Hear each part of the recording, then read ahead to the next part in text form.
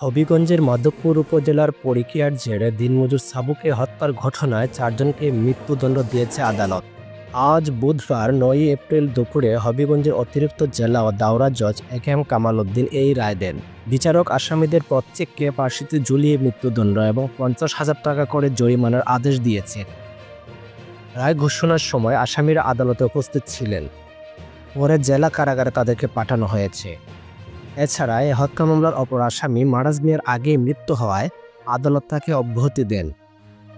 মৃত্যুদণ্ডপ্রাপ্ত আসামিরা হলেন মাধবপুর উপজেলার বারোচান্দুরা গ্রামের মোহাম্মদ আলীর ছেলে ইমরান মিয়া, একই গ্রামের মারাজ মিয়ার ছেলে সুলাইমান মিয়া, প্রয়াত হরমুজ আলীর ছেলে জাহেদ মিয়া ও মুরাদপুর গ্রামের মৌলা মিয়ার ছেলে আবুল মিয়া।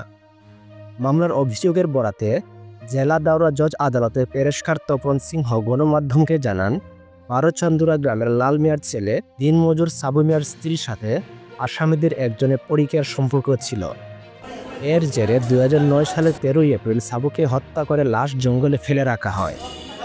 এই ঘটনায় সাবু মিয়ার ভাই হাফিজ মিয়া 3 জনের বিরুদ্ধে হত্যা মামলা দায়ের করেছিলেন। একই বছরের 21শে মে মাধবপুর থানার উপপরিদর্শক আলমগীর হোসেন 5 আসামির বিরুদ্ধে আদালতে অভিযোগপত্র দেন। প্রায় 16 বছর ধরে বিচার কার্যে 13 জনের সাক্ষ্য গ্রহণ শেষে আজ আদালত এই রায় দিলেন।